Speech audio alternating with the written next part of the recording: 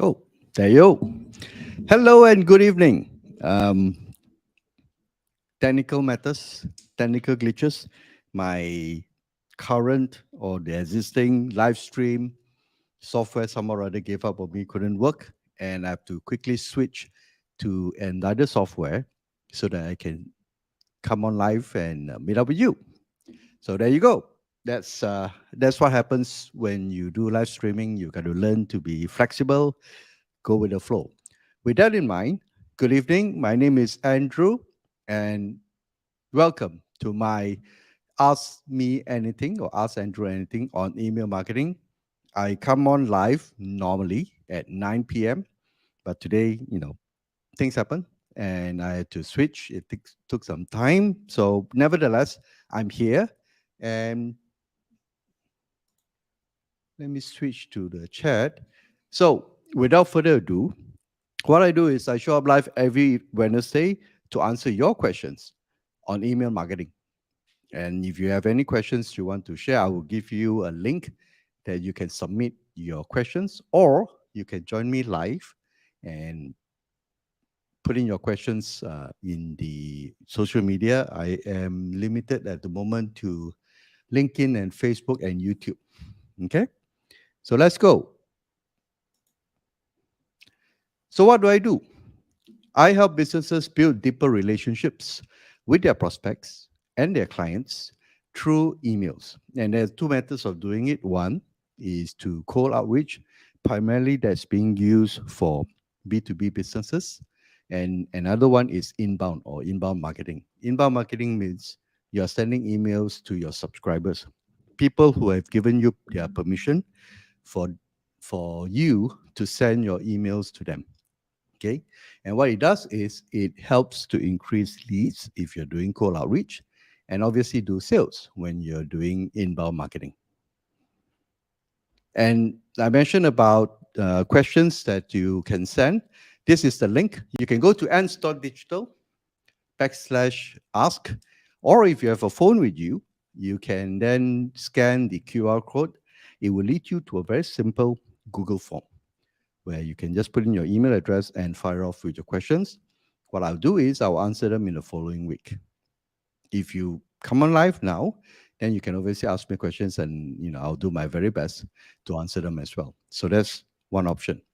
And if you want to follow me on the socials, I am primarily more active on LinkedIn, and because that's where my customers hang out. Okay, so similarly for you and your business, you need to pick and choose the social media platform that is where most of your customers hang out. Otherwise, you got to be present in TikTok, in Facebook, in LinkedIn, in Instagram, or whatever that comes, whatever so-called social media platforms that comes along the line, and you're going to be overwhelmed. So pick, your audience, and in my case, it is LinkedIn. So if you want to follow me or get an idea of what I'm about, go to ants.digital backslash LinkedIn. It is essentially a shortcut that will link you to my LinkedIn profile. All right. And if you like to you'd like to be notified whenever I post something, then just hit the bell button as what you do on YouTube. Okay. So let's move on to our first question. And this is from Peter. And his question is, what's your framework for designing an email campaign? Interesting one. I would There are four steps that I would normally use, and I would also advise my clients as well. So I'm going to give you an overview first. The first thing you need to do, and this is a reverse approach, right? Instead of A to Z, I would rather start with the end in mind, and I'll explain to you why. So the first thing you need to do is you need to be very clear.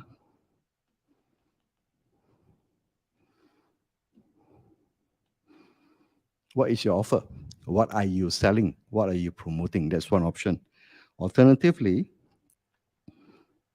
if you're not selling something, or you just want to go in the process of nurturing your leads, your subscribers, for example, then what's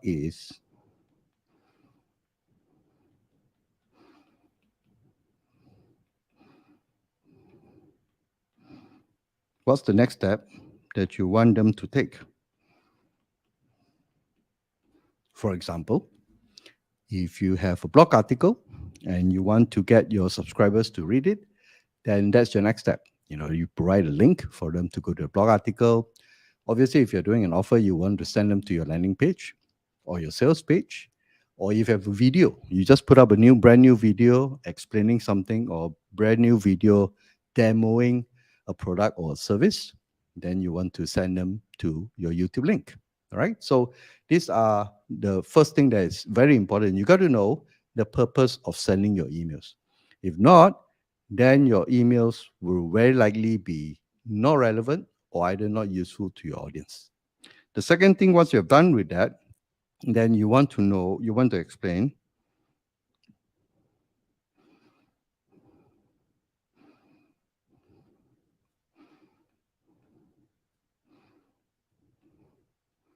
My handwriting is getting better by the day. So how can you solve the problem or pain, or you want to give them, right? Give them a new hope, give them something inspirational, for example. And this is important in copywriting. Normally, what we call it is the mechanism. How do you do it? So, for example, in my case, let's say if I do cold email, I would explain the process of doing cold email, for example, and the benefits of doing it. And these are the steps. Okay, so that's the mechanism, or that's the unique mechanism within you or within your product or services that can serve your audience. Now, once you know this, then the next step is what are the pain or problems?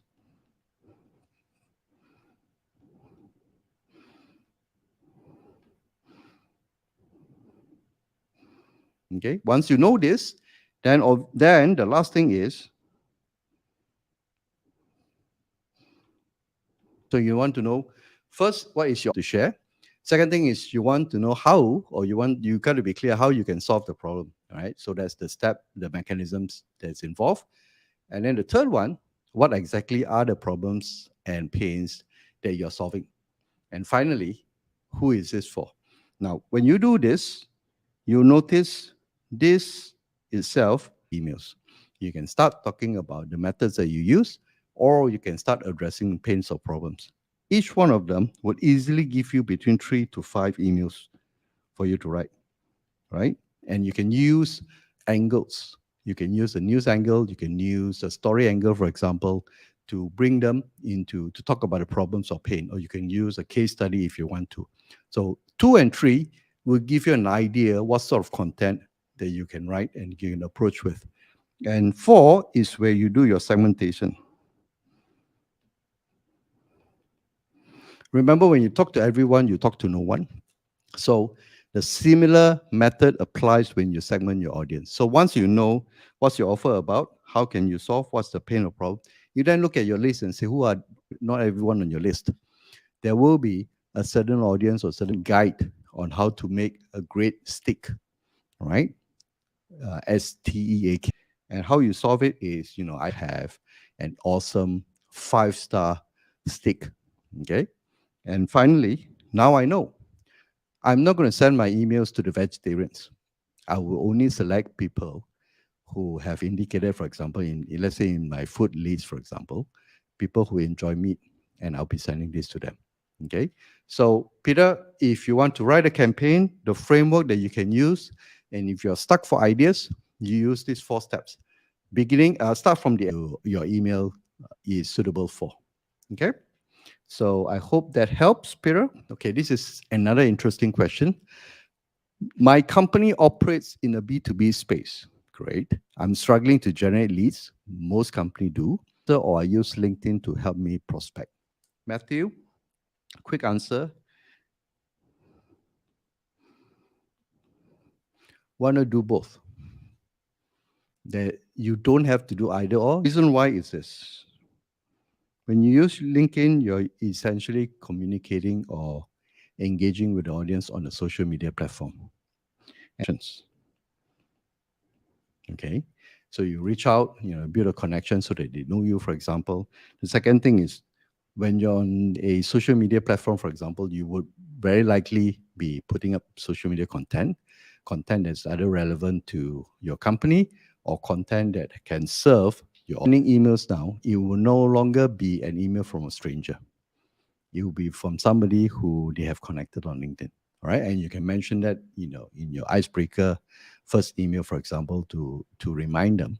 But you can then continue the conversations through your cold outreach emails. Technically, it's still a cold outreach because they have not agreed to receive email from you. Okay.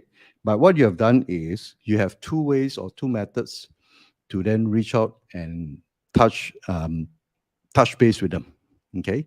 And that is the advantage of LinkedIn, especially if you're in the B2B business.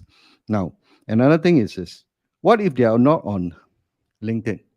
Fine. Then you have your backup of running emails. And likewise, what if they do not respond on email?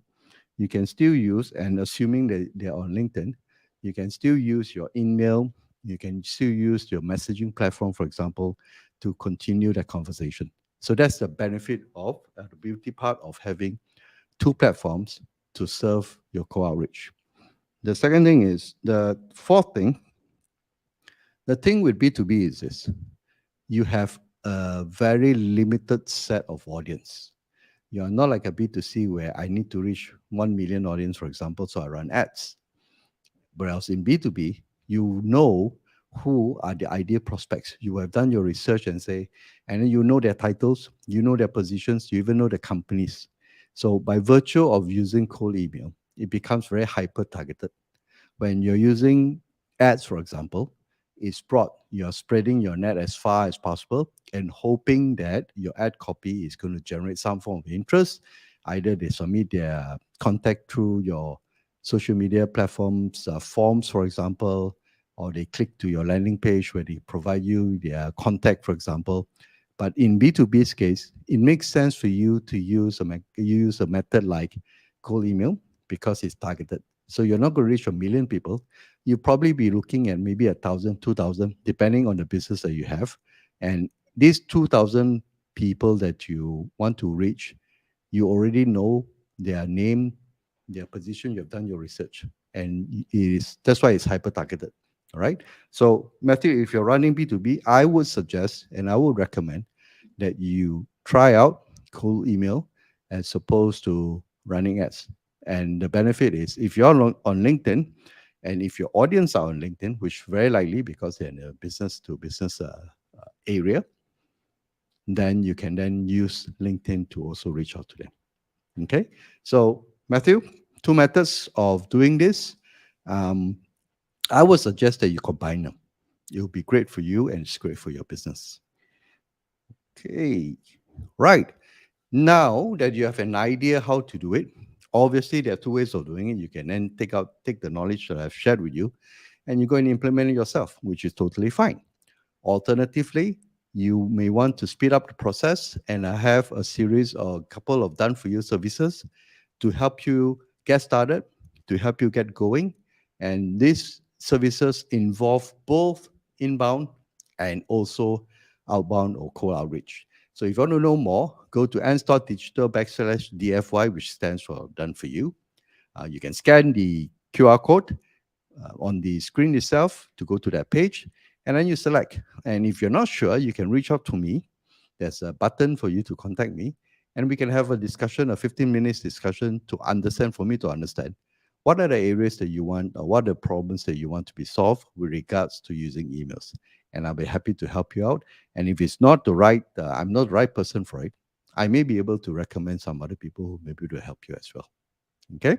So, with that, ladies and gentlemen, it's been a pleasure to serve you this week. I apologize for the delay. Things happen when you're running live stream. Hopefully, next week things will be better, or once I fix out the technical issues. And I'll be back to see you again next Wednesday at 9 p.m. on this platform, either it's LinkedIn, YouTube, or Facebook. Have a good evening, and I'll see you next week. Cheers.